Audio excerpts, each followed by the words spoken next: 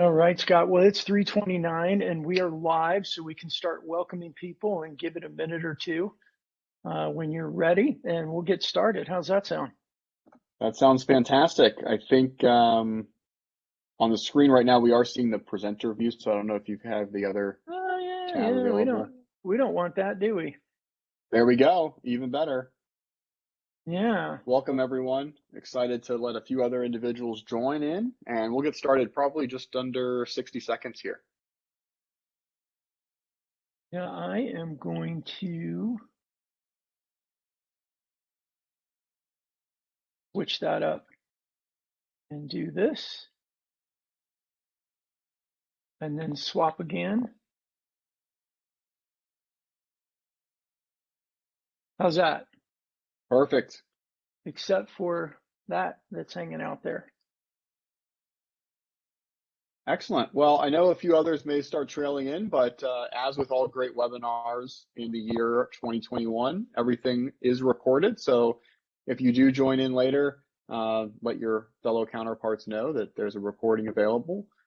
Really, the focus of today's conversation is one that Brandon, you and I have had probably without a recording many times, and excited to bring this to the rest of the group, which is really focusing on how marketing can support sales with all of the advents of social selling and ABM still coming into fruition, and certainly that translating from social to digital selling as well.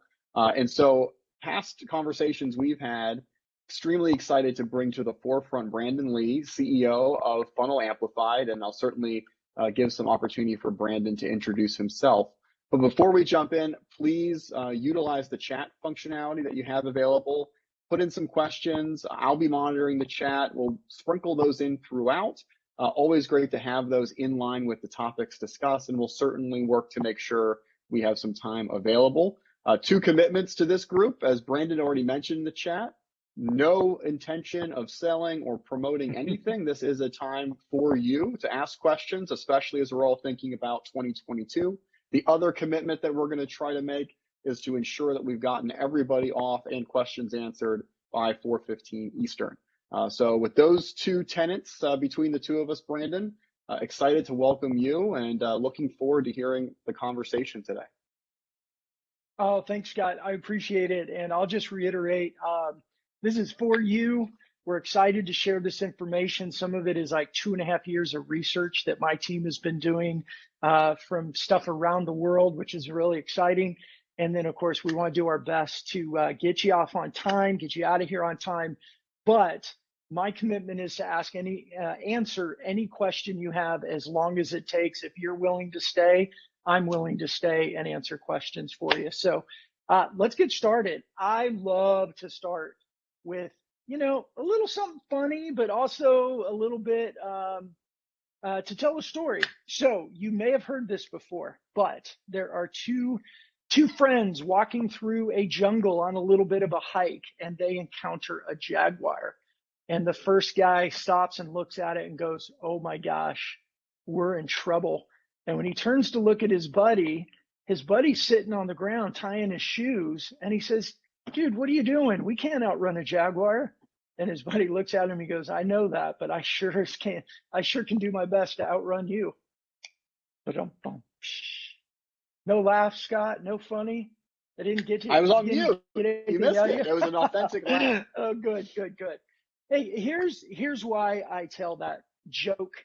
One, to make you laugh, and two, as we're going into 2022, and this webinar is around marketing content for 2022 for ABM, which really means content for sales. 2022 is going to be a year of more change. And what that means for us is that there's a lot of learning, but there's also a lot of opportunities for us. You guys all know this, but 2020 was weird, right? But it greatly influenced 2021 and where we are now. And there's a lot of research that's been gone on, and two big things are happening.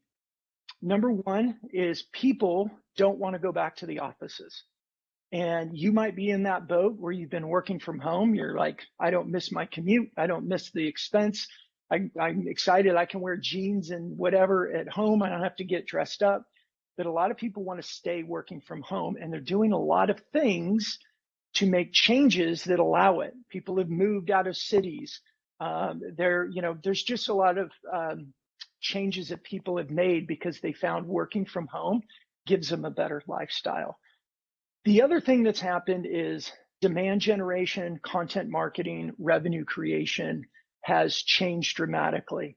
And what we're experiencing, what a lot of companies are doing, is looking at the emails, they're looking at the cold call, they're looking at the cadences, the sequences, the lead generation, they're looking at the funnel, and it's not working like it used to. And then there's more change that's taking place. And we all know that cookies are going away. Google's going to replace it with something proprietary in a few years, which doesn't make me feel any better because, Google is now going to control it all. Apple's gotten rid of things that we as marketers are not able to track our visitors nearly as well. And a lot of companies are sitting around going, well, we don't know what to do. And today is really designed to help you see some of the things that we believe you can do with content. Whether you're a marketer, you're in demand gen, you're a salesperson that has to start building their own pipeline and generating their own leads. These are some things that you can be doing. So before we start, just a little bit about me. My name's Brandon Lee. As Scott said, I'm the founder of FunnelAmplified. If I can help any of you, you have questions, you want to talk, connect with me on LinkedIn, connect with me on Twitter, chat in there and give Scott your email or phone number. I'll throw my phone number in there. You can text me. I just want to be accessible to you, but I will not sell anything to you. I won't hard sell. I'm also the host of the Social Your Sales podcast. I have been married for 23 years. We have 5 kids. One of our daughters is getting married in January, so we've adding a 6th kid. And my wife, my kids, my family is my pride, my joy, and really the core focus of my life. So that's me. Let's get to talking about you. This is the agenda that we're going to go through a little bit. I do want to address this buyer unpredictability because it's kind of one of those duh statements of, we know that the buyer's journey has changed. The buyer's journey is all over the place, but there's a few new data points that I've seen in the last several months that I think are worth sharing. And as we're talking about content, Up Content is sponsoring this, or they're the ones that created this webinar. And the great tool that they have for content curation. I want to talk a bit about the content value pyramid that was driven by 2.5+ years now of my team doing research. And then we're going to get into some very tactical things. A 3-step system to curating content, super easy, super quick, that even your sales team can do it. I say that tongue in cheek, of course. But, a lot of times salespeople say they don't have time to create content. And what I would share is, especially as we are moving to 2022, sales professionals don't have time not to be creating content in order to fill their pipeline. I'm going to show you 3 very practical ways that you can use curated content. In fact, I think I've added a 4th in there since I've created this agenda. And then I'm going to share with you my favorite LinkedIn strategy because it's just a very practical, simple strategy when it comes to social media and content. So Scott, I am on you. If there's any questions or things in the chat that you guys want to ask or share before I get going, jump in. If not, we're going to keep moving and be on time. Great. I get time to cruise on at the moment. I think everyone's ready to hear this Awesome. Important element. Awesome. Let's do it. So as we're looking at the unpredictability of buyers, one of the data points that is so important, and it's important every year, but it's been really important this past 18 months especially, is why are companies losing deals? If you're in demand gen or digital marketing or lead generation or any sort of social advertising, your role is creating leads. And leads become precious because if you lose a lead, there was a lot of time, effort, money, and energy that went into securing that lead. So we like to look at Why are companies losing leads? One of the things that buyers are saying, and it was 2/3 of the buyers in the study said, the winning vendor's content had a significant more impact on their purchase decision. In other words, the content that they were sharing was more applicable. It was more direct to their challenge or their goal. They felt like that content really helped cast a vision for where they were going to go or where they needed to go significantly more than their competitors. So when we're talking about content and we're talking about keeping a buyer in the funnel, in the cycle, and moving them through the opportunity to a win, 2/3 of buyers say the content that your salesperson and your company creates has a significant impact on their decision making and who they end up purchasing from. The other data point was a lack of an internal champion. That a lot of companies, as they're going down the path of opportunities, if they're really just focused on what I call the hit and sale process, sending messages, can I get you on a webinar? They get on a demo, they do a quick presentation, and then there's radio silence. And then somewhere down the road, the salesperson will either quit because there's nothing, or they'll get a message that says, hey, we've moved in a different direction. They haven't created that internal champion. They haven't created that relationship that's going to help them know what's the inside, what are they thinking, what are they talking about, what else does a team need? And this is where content can be really, really important for your salespeople, that after they do the demo or after they have an initial call or several calls, whatever your process is, if they have content available, I say if they have it in their back pocket, right? I always think about just the convenience of something in their back pocket. If they have content available at their fingertips in their back pocket that they could keep sending to at least one person on the team or more, and start to develop a relationship that person becomes their internal champion. When the sales team and the company truly become a value-added, trusted advisor to one or more people internally, then that person becomes valuable and you start creating internal champions. The other piece was that existing relationships of other vendors were the decision factor. It is so important now, and I know this can be controversial and it can also be totally different in different industries, but I focus a lot in B2B and I focus a lot in professional services. And what we know about those industries is that relationships matter. And with content, especially in social posting, social sharing type of content, is a way that we deepen those relationships. Why is that? Well, when we're in social media, when we're sharing content and our content is being consumed, that content creates conversations. Conversations develop relationships, and relationships turn into opportunities. So the modern buyer's journey. A lot of you may have seen this type of content out there from research, but what's happening over the years is that buyers are doing more and more of their research and their due diligence on their own. You all probably know this, but the numbers got to the point now where it's 60% of their research they do before they contact somebody from the company. And a Forrester study showed that 74% of buyers say that they purchased from the first sales rep or the company who added value to their research. What does that mean? Well, it means content.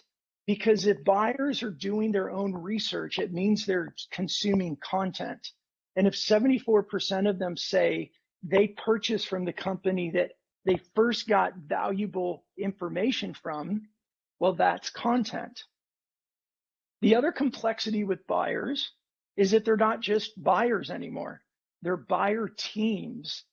And it's not just one or two people have decision-making power, but those people have team members around them that they may not have formal decision-making power, but they have a lot of influence into the decision.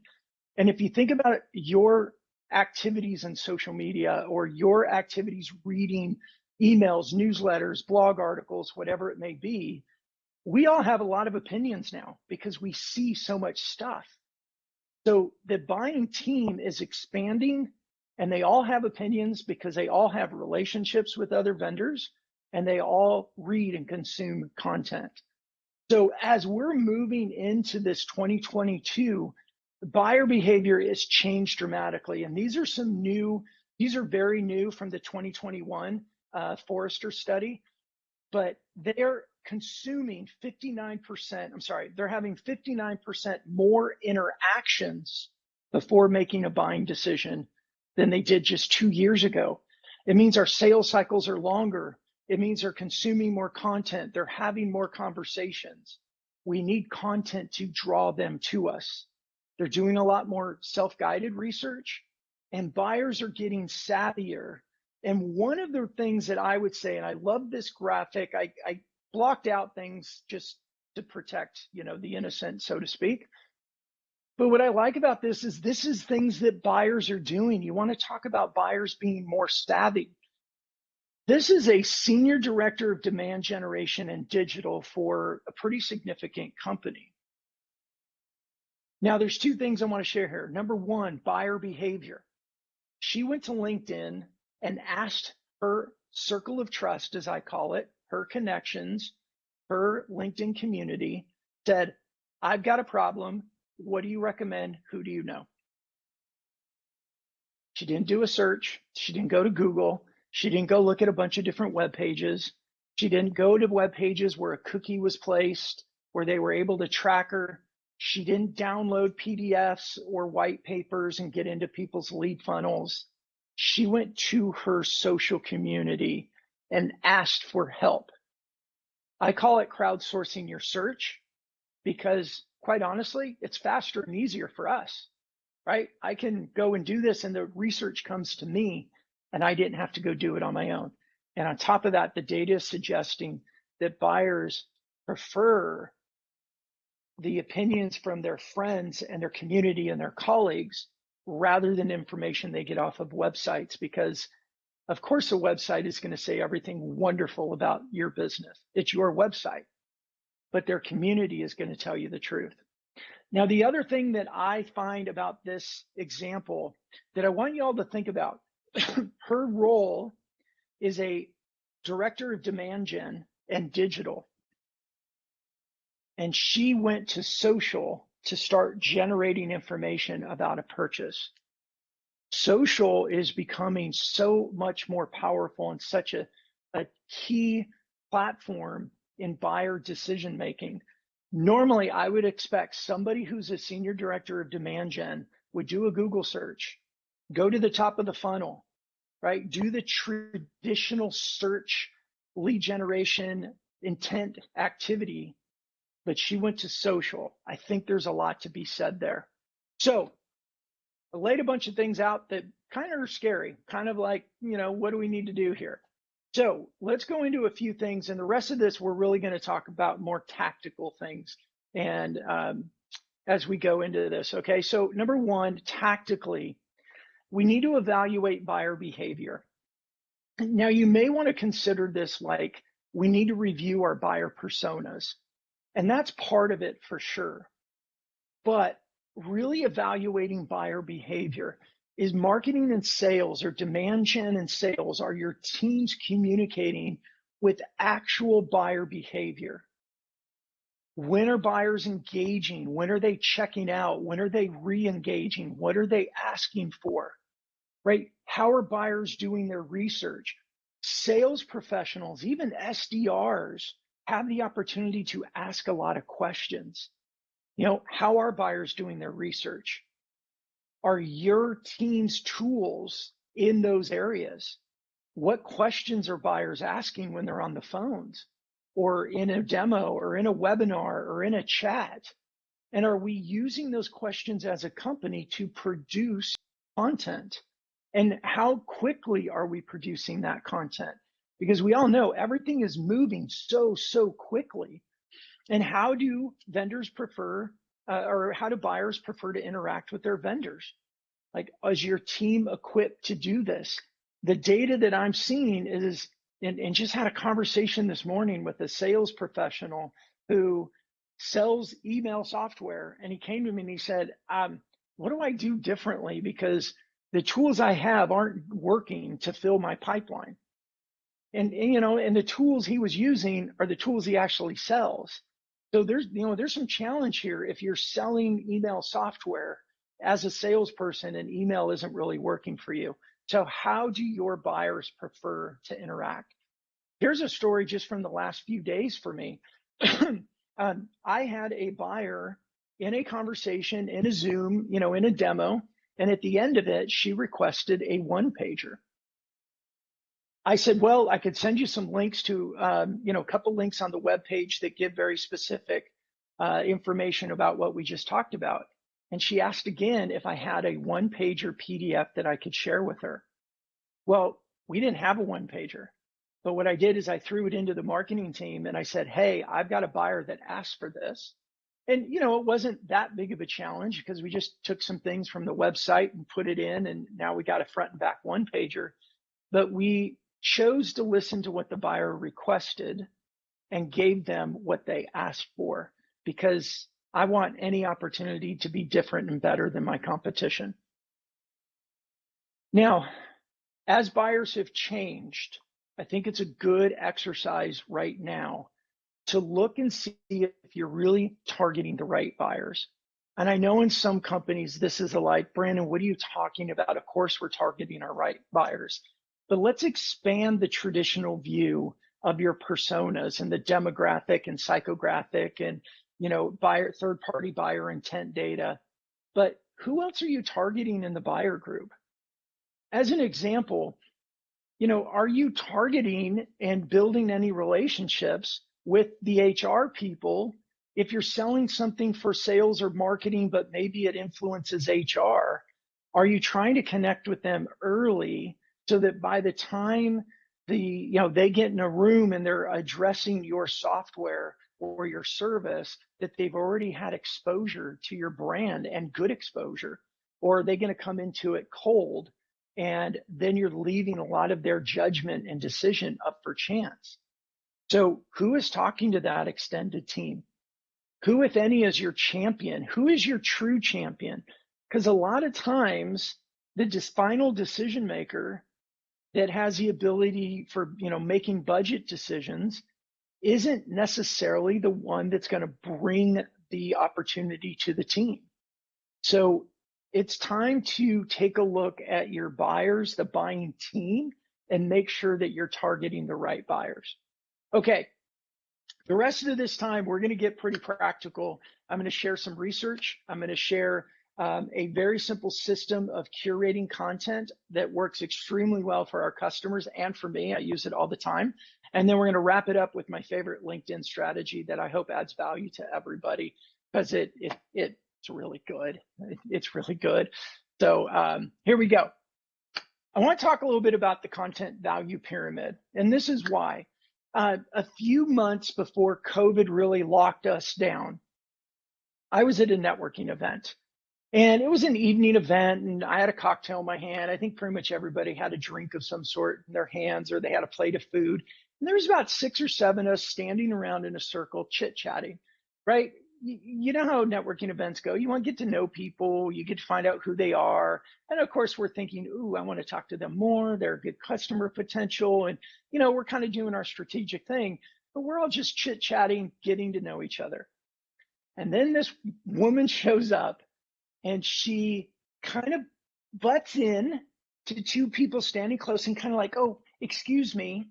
And she goes, I'm sorry, I don't mean to interrupt, which was hilarious, right? Because that's exactly what you meant to do. That's why you did it. You interrupted. But she said, I'm so sorry, I don't mean to interrupt. And then she gave a verbal version of her brochure, right? She gave her little pitch. She said, oh, I'm so-and-so, and this is da-da-da-da-da. This is what I do. And she had a stack of business cards in her hands, like big old stack. And she went around and put a business card in everyone's hand And she goes, okay, I'm so sorry to interrupt, but hey, when you think of da-da-da, make sure you give me a call. And she walked away. Does anybody think that worked? No. In fact, everybody looked at each other and was like, what the heck was that about? And I, with my personality, I said, anybody? And I walked around and everybody put the card in my hand and I took the stack and I threw it away. None of us were interested. She interrupted our conversation to pitch us her business, which she thought was important. She didn't earn the right to share that information with us. So why do I say this? Well, social media and the news feed has a similar effect in the way that we as people respond. Now, I want to address a couple things before I share the depth of the content value pyramid, because this is the part that's over 2.5 years of research. So, number one, all of us cannot pull ourselves away from our human being. And what I mean by that is we all have a title, we all have a role that we play in our job, and we tend to think that everybody in LinkedIn thinks first and only with their title, because LinkedIn is for business. And we hear LinkedIn isn't Facebook, which I agree. However, when it comes to building conversations, getting to know people, because remember we talked early about content creates conversations, and conversations develop relationships, and relationships are where our opportunities come from. So if that's true, I want to use content to generate as many conversations as I can, because those conversations develop relationships, and relationships are where business happen. So we've done this research over 2.5 years of looking at content that was shared and the type of engagement that it received, the quantity of engagement. So engagement is important because engagement is an opportunity to create a conversation. So at the very bottom of the pyramid are the lowest value, lowest engaged types of posts. So think of ads, think of brochure type information, corporate profiles, core brand, co-branding your corporate messages. Those get the lowest value, they get the lowest engagement. But as we move up, we get into curated content. And I'm going to explain a little bit more about what I mean by curated content, because curated content is not, hey, here's a great article, I'm just going to go share it in LinkedIn or Facebook or anywhere else. For me, curated content is, I'm going to say something original and unique about somebody else's content before I share it to add value to my audience. So curated content. Then we go into authorship, articles that you write. You're a thought leader. This is what I think. This is what I expect. This is what I've seen. And at the very top, surprise, surprise, is humanizing content or human content. So let me go through this real quick with you. So this is a post I did years ago. It was more of a corporate profile category content. I was so excited. We had a new Chrome extension. It was going to do great stuff for our customers, and woohoo, I was excited and I shared it, and it really did nothing for us. It got 128 views, as you can see, and I got 2 likes, and one of them was one of our marketers, and the other one was a friend of mine who was not even a customer. So very low value because it had very low engagement. There's no real conversations to take place. I have 2 opportunities to have conversations with somebody here, and there were both people that I didn't need to have conversations with about this, about my company. So let's get into curated content or authorship, because sometimes curated can move into authorship because you say something original about it. Now, I know with the Up Content community, people on here watching, listening, whatever, are probably graphic, marketing oriented people. And you're looking at this graphic going, oh my gosh, that's ugly and hideous. I know. I'm not good at graphic design, but I use this one on purpose because it really is not a pretty, it's just not a pretty graphic. However, I curated someone else's article about the buyer's journey. And I used the methodology that I'm going to teach you, and I said something original, my own opinion about their article. And now you'll notice that, it was about 2,600 views. It got 21 likes and 20 comments. It started to create engagement that gives me more opportunities to have conversations with more people. So now let's get to a humanized post. Now this happened, I don't know, maybe a month or so ago, maybe a little bit longer. It was on a Saturday afternoon. I had a soccer game on TV. I had my laptop. It was just kind of a lazy afternoon. And I heard a motorcycle. Now I have 5 kids. Our youngest is 8, but then our other 4 are 16, 18, 20, and 22. So when I hear a motorcycle coming up our driveway, I'm thinking, who's coming to visit us? So I go and I open the door, and this is what I see. It's our 9-year-old neighbor on his motorcycle, his little mini dirt bike, and he opens up his helmet and he looks at me and he goes, "Can Zoe come out and play?" And I started cracking up because I thought, I didn't expect a boy on a motorcycle to come knocking on my door for my daughter for 10 more years, much less now. And I just thought it was hysterical. So I took a picture of him and I wrote a LinkedIn post about it. Well, this is what happened. It had over 50,000 views. It had 278 likes and 126 comments, right? And I've got maybe, I don't know, I think I have about 8,000 connections. So if it had 53,000 views, it's showing that post to people that are my second, my third connections. Right? So they're seeing my name, they see my picture, they're getting me in front of them. And every person that liked that post or commented on that post, well, that was an opportunity for me to have a conversation. Now, there's a little bit of secret sauce there on how we do this, but let me share a little bit with you. These are my results from that one post with the system that I use to follow up with people and start conversations with anybody that liked it or commented on it, who I choose to follow up with, right? I didn't have to go connect with all 278 people. There were some students in there, things, they just weren't my ideal customers and I didn't have time for it. But this is what I did with that. I generated 44 leads out of it. I had 27 new connections. And through those conversations, I generated 8 opportunities for calls or Zooms. Through those 8, I was able to turn that into 3 presentations. Those 3 presentations became 2 proposals. And so far, I have 1 purchase order. It was about a $50,000 deal for my company, but it all started from this post, a total humanized post. So as we get into, we talk about ABM and for sales and from their marketing team, I wanted you to see the challenge with just promoting your corporate content, with just promoting what I say is your brochure information. Do this internal study. I did this with somebody today.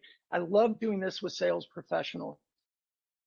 Said, what am I doing wrong? I said, well, let's take a look at your social posts. Let's see what you've done for the last several weeks. And it's like company content, company content, company content, company content. Very low engagement, a few likes here, virtually no comments, I think. And I shared this kind of concept. He messaged me a little while ago. He's like, oh my gosh, this is crazy. Look at all these people that are commenting and liking and doing all that. I said, that's excellent. Now, as a salesperson, use your skills to turn those into conversations.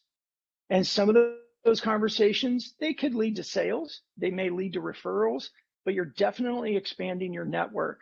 And we all need to grow our network. So it's a really, really important.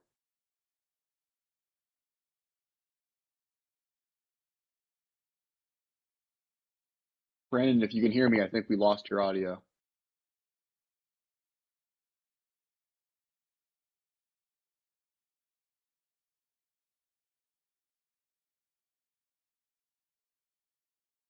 Brandon, hopefully you can hear me. Leanne, are you able to hear me?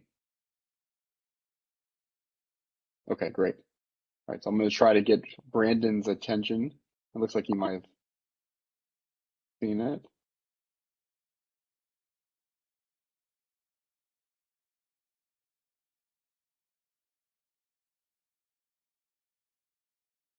Well, Brandon's working on that. A couple takeaways I think I'd love to hear from the group via chat. First of all, getting your thoughts on this idea of utilizing content after the demo. I think that was something that stuck out to me, of seeing the articles. Obviously, we all know from a marketing perspective, tracking those leads, qualifying those leads, providing content for them to then be handed over as a MQL, if you will, to the sales team. But then also the importance through some of that research of continuing to empower that sales team with content to share specifically to that prospect. Hey, Scott, back. Well, you're back. Yeah. I don't know. My AirPods just decided to stop working. So I apologize for that. Awesome. We can all hear you again. Awesome. Well, I appreciate what you were saying there too. And just to really bring us back for up content and what you do, Scott, which I love about your product, is that the value of curated content. It's third from the top on the content value pyramid, which means it gets a lot of engagement, but it's easier to create than authorship. It's, in my opinion, it's not easier than the humanized post, but we don't do human post every single day, right? That gets old. After a while, if you just do that every day, people go, and they stop. But this mixture of everything and curated content and using up content to bring articles to you is really, really a powerful tool in your content creation mix of tools that you use. So I want to show you one of my favorite and easiest method to curate content, and find articles in up content that answer customer questions. So what I generally tell everybody is keep a notebook, keep notes open on your computer, whatever it may be. But when your customers, when buyers are asking questions, write the questions down. And then curate articles that answer those questions. And this is what we do in a 3-step process. I am writing this blog or this article or this social post, whatever it may be. I am writing this article because, and say, this person, you can say him by name if you know him well and ask him permission, but maybe you just say their title because a VP of sales from this type of company asked the question XYZ. Number 2, this is an important topic for that buyer, that industry, because, and write it out. And then last, here are 3 highlights from the article I think are most important. And it could be 1, it could be 3, it could be 5, but read the article, think from your buyer's perspective, and write what you think is important for your buyer to know. And that could be an article from your own company blog. It could be an article from some analyst or somewhere. Obviously, you don't want to use your competitors. But this is a very powerful way of using content, especially in a very personalized manner for salespeople based on their title. And then what I do with that is I'll take that article and I'll send it first to the person that asked the question. Hey, you asked this question the other day, and it really made me think, and I wrote this article as a response to it. I'd love to hear what you think. Now, if that's a potential buyer, and I'm in the mix with some other companies for their business, how do you think that stands out with them versus the competition that's going, hey, we did a demo last week, did you make a decision? Right? It's a big, big differentiator. Now, the other thing that I do with that, I send it to them, and then I will send a link to that article to other buyers that have their same title or similar to them. And I'll just share, hey, somebody who's a VP of sales at this type of company asked me this question when I was on the call with them the other day. and I wrote this article to answer it. I thought you, as a VP of sales for this company, might find value in it too. Let me know if it helps, and send it off to them. And then the last thing I do is I publish it into social media, and I'll do something very similar in a post. I was talking to a VP, I wrote this article. These are things I find valuable about it. What do y'all think? And I use it in those various different ways. Now, the other thing that you can do with content like that is, you can even add it to the corporate blog. You can use articles like that inside of LinkedIn articles, especially salespeople that may not be able to publish to the company blog. Or you could use a sales professional's content hub. If you need to know what those are, come and talk to me. And then, of course, you could take articles like that and publish into Medium and other, content tools that are like that will publish it wide for you. So just a few ideas with very simple ways to use the articles you get access to via Up Content, and using them for very specific purposes with sales reps. So as we're talking about marketing generating content for ABM, if your sales team started feeding you the questions that their sales reps were asked or their buyers were asking, and you could curate content, write content, answer those questions, provide it back for them, or if you trust them to write content and do it on their own, it has been one of our best tools for filling our pipeline and closing deals. So the last thing we're going to talk about is getting 80% of your LinkedIn connections accepted. And this is one of my favorite tools. So as we post things in social media, like that humanized post of the little boy on a motorcycle on my doorstep, when I look through all the people that like that post, and I look and I see their name and their title and the company that they work from, if there's somebody that could be a potential customer for us, or somebody I want to get to know, then I will send them a little message like this. Hey, thanks for liking my recent post. I'll explain the post. Hey, it was with my family on the beach, and I was talking about the challenges with my parents having COVID. It prompted me to have a look at your profile. Is it okay to connect? Much more harmless than a cold outreach. There's a lot of other things that I do with my profile to help make that higher accepted. Things like my headline doesn't say I'm a salesperson, because nobody wants to talk to a salesperson. But that is one methodology that I use, and I generally will get a very high 70, 80, 90% acceptance rate.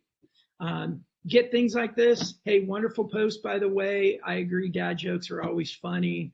And we started going back and forth on some chats. And for those that say, oh yeah, that works with, these types of people, this was a CEO of a company as well. It wasn't just, CEOs are humans too. They have families. They have humanized things that happen in their life. And this is the last one I'm going to show you. Before you connect with somebody, and this one works really, really well. Before you connect with somebody, if you go to their profile on LinkedIn and you go to their post activity page, you can see all the posts that they've posted themselves. And if they haven't done a whole lot, then you can look at their all activity and see all the posts that they've engaged with themselves, other people's articles that they've liked or commented on. And if you go and engage with those posts, you comment, you like, you join those conversations, so to speak, and you do that 10 to 15 times over a couple week period, and then you send a message like this. Hi, Matt. We seem to keep bumping into each other on LinkedIn. It got me to look at your profile, and I saw we're not connected. Is it okay to connect? And you put your name. It's a much better way to start developing a line of sight, of recognition of your name and your picture, because every time you engage with somebody or you engage with the post that they've engaged with, that notification will put your name and your picture in front of them and let them know that you also liked a post or you also commented on a post. So that is that is my presentation for today. I think we're going to be on time, Scott. A little bit just about FunnelAmplified. We enable your team to successfully use social media to grow pipelines, secure meetings, and win more deals. We do offer a free trial. That's the extent of my sales. Thank you. And Scott, if we have Q&A, I'd love to answer anything I can. And Scott, thanks for having me. Yeah, this was fantastic, Brandon. Thanks for jumping in. I think if we have questions, feel free to put those in. I think for me, in summary, I had 6 key takeaway tips that really stood out in my mind. I'd be excited to hear what others think in the last few seconds we have. The initial piece, and we were talking about this while your sound was off, is helping your sales team leverage content after that first contact, after that first demo, and breaking that thought process of once it's out of my hands as marketing, it's the sales team's problem and they have their own process and I can't be involved in that. And that tied into the SDR's role helping you on the market research side. So even those demos, as we all know, that maybe don't go according to plan, or that initial qualifying conversation that turned out not a good fit, we can still get value from that as an organization and cycle that back into our strategy, the content we're using, etc. 3, thinking about those initial people who are doing the research, even though that CMO or director of sales may be the buyer, they're probably in many cases not the first people doing the Google search to find options. And so making sure that your content's speaking to those people who are providing that as well. And Thomas had a question, I believe, right on the last piece that you showed there, Brandon, of once I've made that connection now, right? I've started that conversation, they engage with that, the humanizing post. You spoke a lot on follow through, which was really important. What do I do now after we're connected? I expect there's some subtext here. We've all had those, we accept the connection and then bam, right? Sales pitch city comes right at us. So what do you do next to make sure you stay authentic and are, that's a progressing business at the same time? Yeah, and it's a big mindset conversation, and it's also the culture of a sales department or a company. I'm a big believer, and my history has demonstrated to me that this works. That when I'm focused more on helping people and being more of a giver, I receive more. And so I really do try to, learn more about what people are struggling with or what they're trying to solve. I like to ask a lot of questions. My book was called 99 Powerful Questions. I just believe that when you ask a lot more questions, you can earn the right to share what your company provides or what you know. I was on a call today earlier with a person who runs a sales enablement department within a company, and she said, I do sales enablement for a living, but I'm also a buyer, and I reject so many sales reps because they just don't take time to get to know my situation. So I would say that type of follow-up, man, if you're going to hit them right away with a message that's this long with your calendar at the bottom because of all these things you can do that's going to help them, I think you lose a deal before it ever gets started. But learning, and responding to their specific situation is the way to go. Yeah, and I think it ties into some other things. That staying curious. If you have that recent post or that recent piece that you created for somebody else with a similar title, I think that can be a great follow-up, right? Of, hey, saw you were also this title and recently created this piece based upon a question somebody else had that may be similar to yours. What are your thoughts, right? Keep putting them in a position where they can feel like they're providing value as well. And then keep engaging with the conversations that they've started. We talked a lot about the value that we've seen in people engaging in our conversations that we want to start. So pay it forward a bit, as you know that they're going to be happy to see conversations that they've started continue as well. Awesome. Well, I did include your email in there, Brandon, so I'm sure you're going to get some outreach as well. It was a great session. Really appreciate you joining us for this conversation, and excited to hear some thoughts from the rest of the group, either directly or from just future discussions with yourself. So thanks everyone for making time this afternoon. Excited to continue the dialogue in the near future. Yeah, thanks everybody for coming. And Scott, thanks for having me. I really appreciate it. Absolutely. Take care, everyone.